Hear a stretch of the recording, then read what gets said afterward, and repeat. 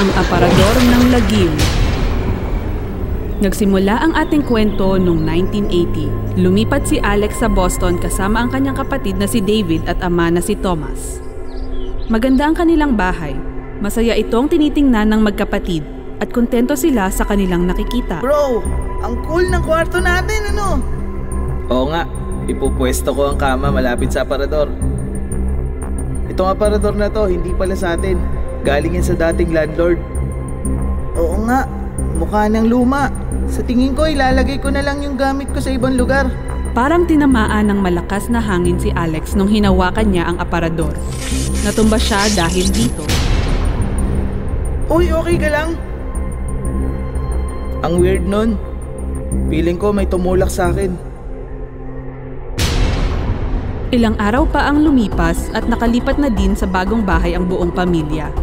Isang araw habang natutulog sina Alex at David, nakarinig sila ng ingay galing sa aparador. Tila may tao sa loob.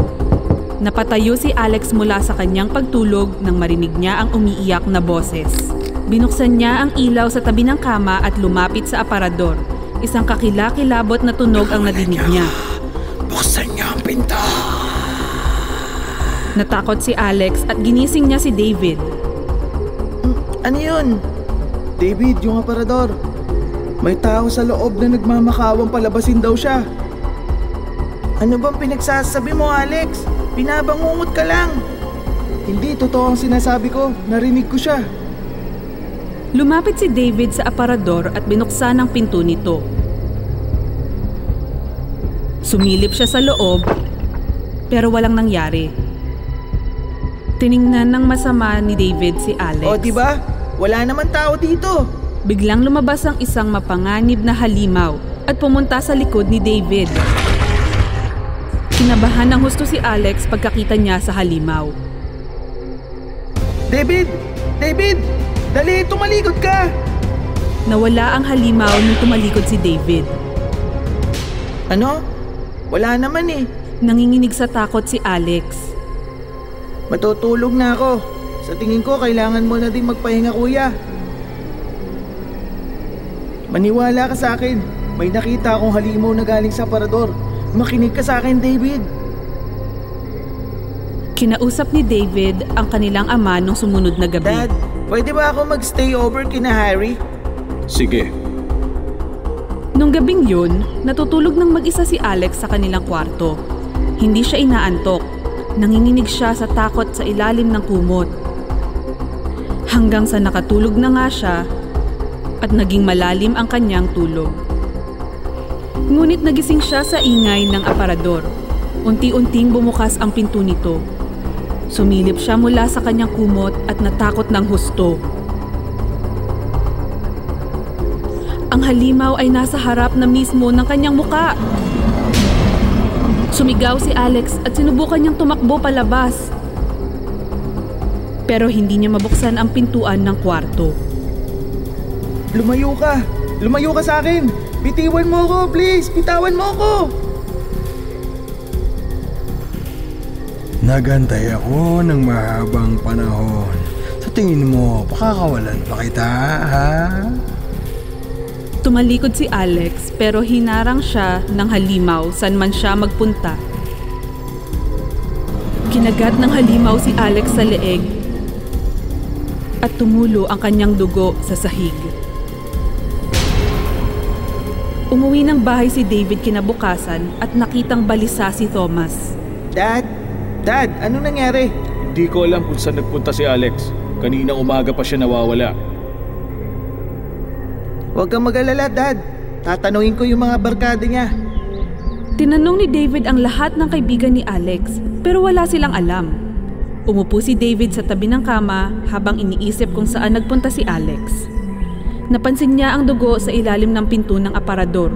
Nang binuksan niya ito, biglang nahulog ang bangkay ni Alex. Kuya! Dad! Dad, nandito si Alex! Parehong nagulantang si David at Thomas nang makitang patay na si Alex. Sino kaya ang gumawa nito? Dad, natatandaan mo ba yung sinabi ng landlord? Sa tingin ko, kailangan natin puntahan si Mr. George. Nalulungkot akong marinig ang nangyari kay George, Alex. may alam ka ba tungkol sa aparador? Bahagyang kinabahan si George. Minana pa namin yan sa lolo namin. Noong 20 years old ako, mayroong serial killer na nag-aasig ng lagim noong mga panahong yon. Naalala ko pumunta siya sa bahay namin para magtago. Nagtago siya sa aparador na yon. At nung nalaman ni Lolo, kinandado niya ang aparador para mahuli ang killer. Pero meron siyang demensya. Kaya bago pa niya masabihan ang mga pulis, tuluyan niyang nakalimutan na nasa loob pa si Revin.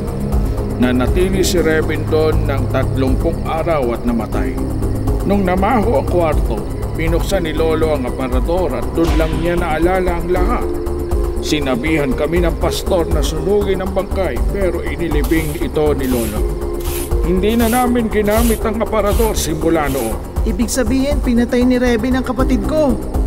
Anong sinasabi mo, David? Kinuwento ni David kina Thomas at George ang insidenteng nangyari sa kanilang kwarto. Inilibing ni Lolo ang bangkay sa likod ng bahay namin. Baka pag sinunog natin ang kanyang mga buto, ay matatahimik na siya. Dapat parusahan ang pumatay sa kapatid ko. Naghukay sina George at Thomas sa hardin. Pumunta si David sa kwarto para isara ang aparador. Alam mo na, baka lumabas ulit ang halimaw. Pero sumara ang pinto ng kwarto nang pumasok si David. Tumakbo siya para isara ang aparador. Pero siya ay tumilapon at humampas sa dingding. Sumakit ang kanyang ulo. Lumabas mula sa aparador ang nakakakilabot na halimaw. Pula ang mga mata nito at malahigante ang katawan. Napasigaw si David sa takot. Narinig ni Thomas si David at agad siyang tumakbo sa loob ng bahay. Sinunggaban ng halimaw si David at tinapon ito. Kumuha si Thomas ng baseball bat at sinira ang pintuan ng kwarto para makapasok. Hinampas niya ang halimaw pero nahati lamang ito sa dalawa. Ibinaon ng halimaw ang matutulis nitong mga kuko sa tiyan ni Thomas at agad siyang namatay. Hindi pinansin ni George ang mga sigaw mula sa bahay at nahanap niya ang mga buto ni Revin. Dad!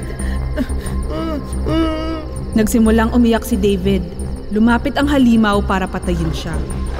Pero nung malapit na siya kay David, ay bigla na lang siyang nagliyab. Sinilaban ni George ang mga buto sa labas. Samantala, naging usok na lamang ang halimaw at nagsimula na ding masunog ang aparador. Alam kong nawala lahat sa iyo, David. Ituturing na kitang anak ko simula ngayon. Sumama ka sa akin. Sumama si David kay George. Ngunit di na siya hiniwalayan ng pighati. Ang wakas.